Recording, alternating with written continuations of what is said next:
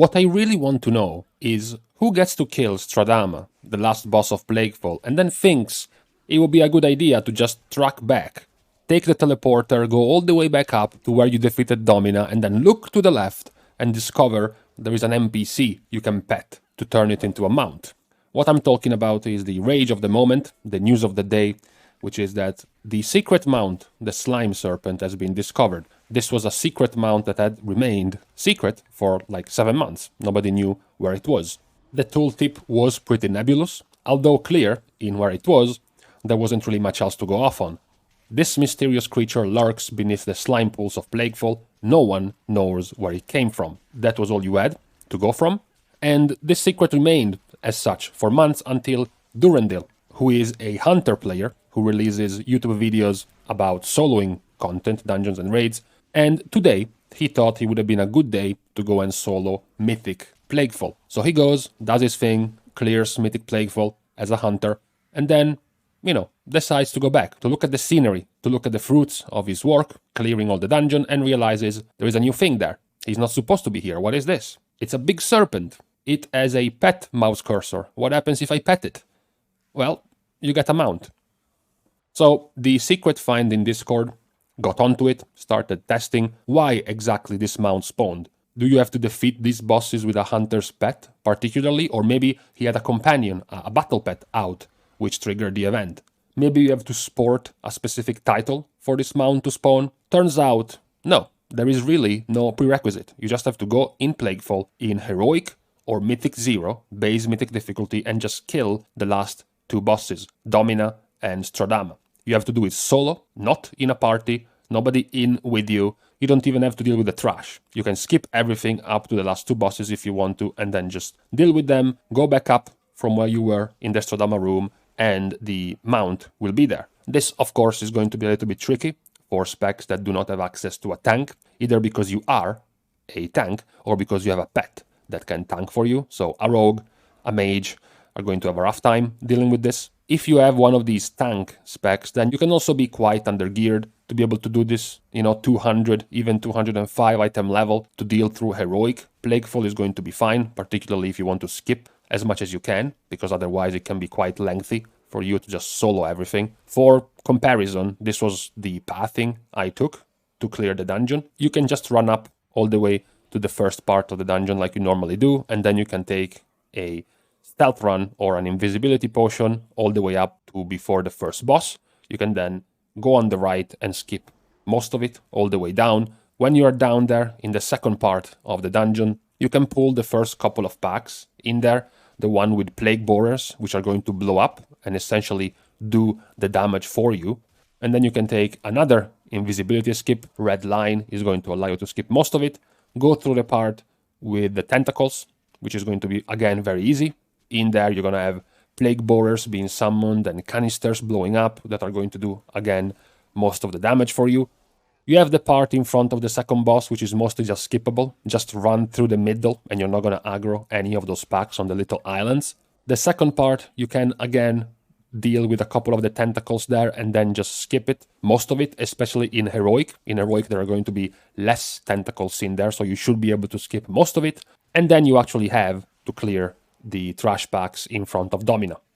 Of course, you will have to run around Domina dealing with the stealthed assassins. Even if you don't deal with them, they will aggro the packs around them, so you have to clear this.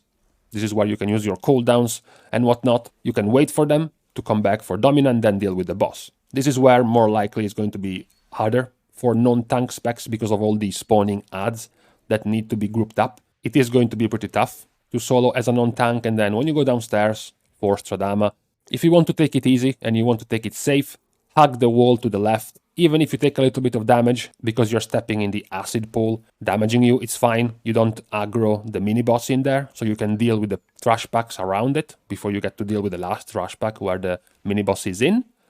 And then you get to do Stradama. Ironically, the first 2 phases of Stradama are the harder ones because that's where the adds will keep spawning. Very recommended, by the way, to save and use all of your damage cooldowns to try to push Stradama as low as possible so that she's going to get to spawn less adds, as this is not something you see normally when doing this dungeon with a group, but these adds are going to keep spawning. Even if one is still alive, Shadowlands is going to spawn a second one, and then a third one, and then a fourth one, as long as you don't bring them to the threshold where you make her submerge. As I said, this should still be very trivial for tanks. None of this should be too difficult for a tank, provided you are, above 200 item level and you have some sort of self-healing. Ironically, if you're a mage, you are probably going to take less time to start leveling a tank now, bring it to 200 item level and get to deal with Plaguefall Heroic solo, than trying to actually solo this as a mage. So this is it for this secret. In approximately 3 days, everywhere you will go, you will see this mount and you will grow sick of it. So yeah, enjoy it while it lasts, I guess. Now on to the more important matters for the day. The important matter of the day is some development regarding the B word, the BP words, borrowed powers. During the first batch of data mining of the 9.1, this weird thing called Shard of Domination came out. Now, there wasn't enough information to start talking about it yet, but recently there have been some developments. So, what is this Shard of Domination? This Shard of Domination seems to be a socketed gem that you will be able to use in 9.1. We have gotten recently some even more clarification regarding this specific thing. When the loot table of the Sanctum of Domination raid came out, there was only one cloak, a base cloak, default cloak, same model of the supposedly quiver of Sylvanas that we already covered. And just a few hours ago, there were 2 more cloaks put in. Raid Cloak Domination socket, reading this cloak can be empowered by a Shard of Domination, and the Raid Cloak Domination Enchantable, which read this cloak can be upgraded by a Shard of Domination. Additionally, you add more Shards of Domination effects being data mined. And these shards, read like borrowed powers. They read like Corruption, for example. Chaotic Shard. Your critical hits deal additional shadow damage, stacking up to 3 times. You have the Tank Shard, which is going to make you heal from the magic damage you take. The Healer Shard, which allows you to gain a primary stat buff whenever you heal an ally below 30% HP. On top of the 3 already data mined effects, like Unbound Pestilence, which is a healer absorb type of effect. You have the melee DPS specific sock. You have the melee DPS specific shard, which is the Grim Harvester effect. And then you have Sanguine Raid, which is another tank effect based on crits for your tank spec. What was even more interesting is that in some of these data mining, these effects had different ranks, so they were upgradable. The melee one, for example, starts out as your melee attacks have a chance to drain a soul fragment, granting you primary stat, stacking up 5 times, rank 1. But you can go all the way to rank 5, and the stacks go from 5 to 10. And when you reach 10 stacks, you unleash Chaos Bane, dealing extra damage, split between nearby enemies, and granting you primary stat again. And then when the buff expires, Chaos Bane explodes again. So it's a increased effectiveness based on the rank of this shard. What was more importantly also data mined was the quest, where this is supposed to come from. Shards of Domination reap what you soul.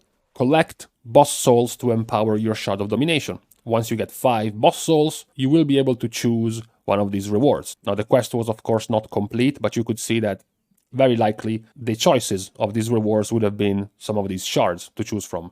Tank, healer, and DPS. Maybe depends on your spec. Maybe if you're tank, you're only going to be offered the tank shards, and if you're in healer spec, you're only going to be offered healer shards.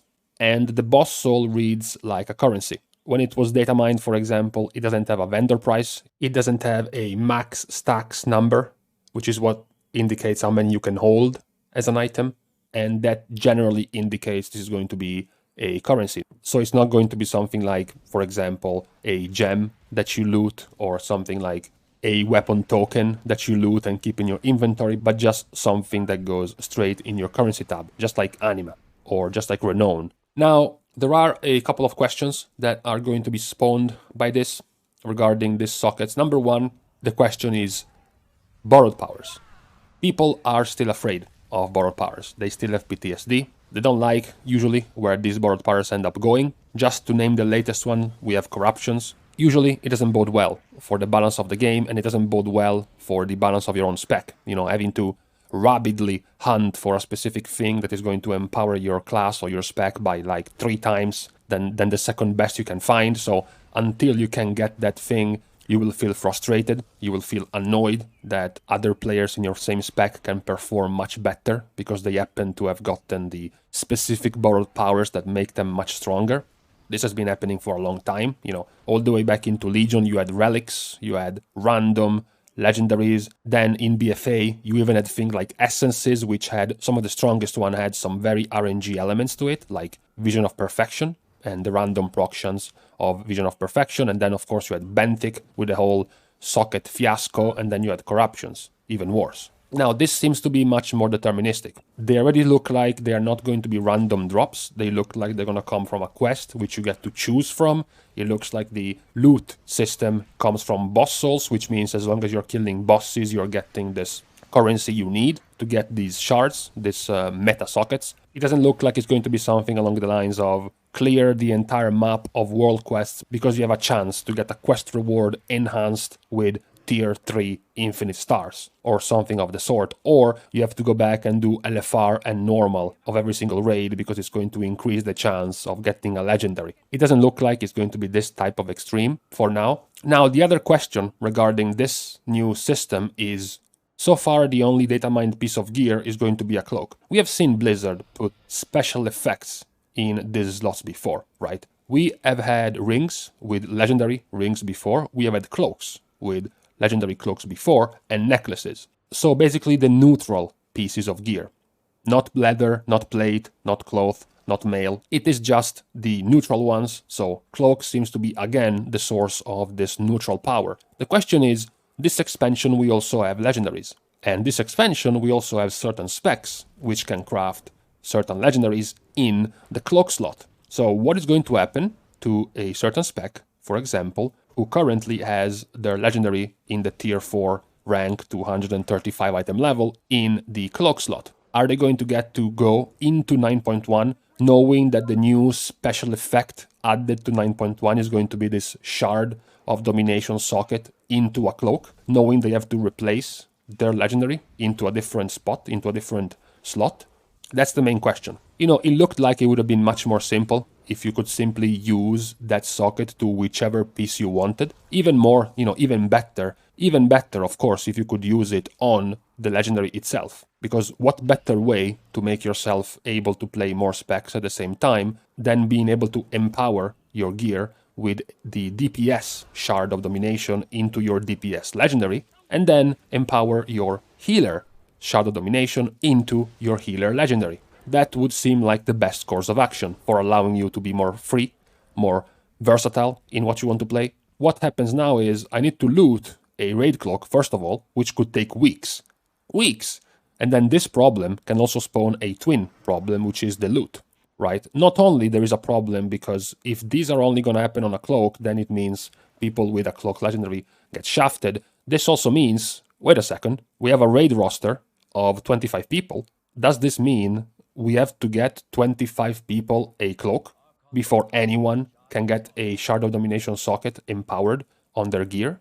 Because, I'm pretty sure many of you are in my situation or any other player situation where they have been clearing the raid for months and they still haven't seen that elusive piece. I still have my 213 pants, for example, because I've never seen a mythic pair of pants yet. Now, what if that happens with your cloak? What if you are 1, 2, 3 months in 9.1 and you still don't have a cloak? You're getting quests for the shards, you're getting boss souls for the shards, and yet you can't even use them. This seems like a very blatant oversight from Blizzard, to the point that I don't think it's going to be anything like this. I think we have seen the 2 data mined cloaks with the sockets simply because those are the first ones Blizzard put in the strings of the PTR. That's it. I think very likely you're going to be able to put these shards whenever in your gear. Maybe not the trinkets, maybe not the weapons or the rings, but very likely on the rest of your gear you will be able to choose. I don't think it is going to be as strict. Either way, I am not too worried about these. They don't look like some very awful borrowed powers which are going to skew completely the balance. There are some things that leave me a little bit on edge, because when you give these powers specific effects, you're always bound to have certain specs work much better than others. It's just how it is. Look at Grim Harvester, for example. This is like flavors of BFA corruptions, because Grim Harvester works off of melee auto attacks, which means faster auto attacking specs are going to abuse this. Some people with these effects used to say, no, it's going to be fine because the proc chance is going to be adjusted for your attack speed, and then we get into BFA with corruptions, and you see what Havoc Demon Hunters did with corruptions like Gushing Wounds or corruptions like the Tentacle Spawn corruptions. Completely abuse them with their super high attack speed, super high haste. Another one could be something like a Chaotic Shard, which scales off of crits. Your critical hits deal additional damage, which means the more you crit, the more you can proc this, or the faster you can proc this. Specs like Shaman, for example, that have a guaranteed crit on Lava Burst. Specs like Fire Mages, which can immediately ramp this up because of Combustion's guaranteed crits, are going to gain more value. So as long as the effect is not that powerful, it's going to be fine. As long as they can't abuse the effect to the extent of something like Echoing Void from BFA corruption, from Nyalota corruptions, or something like stacking secondary stats, which they scale insanely well from, like the stat corruptions from Nyalota, it's going to be fine. It's going to be up to Blizzard to, balance this, to rein this in to a level that doesn't become obscene like we had in BFA. I am sure many people will be pessimistic. I don't blame you. Given what we saw in the last tier of BFA, it is kind of understandable, to be honest. However, for now, we can stop here. Congratulations for watching this video to the end. You're amongst the few ones. If you have not liked and commented to this video and subscribed to this channel, then I'm assuming you have your reasons, so I'll leave you alone. See you guys soon, and in the meantime, I am going the optimist route. I believe these shards are going to be balanced.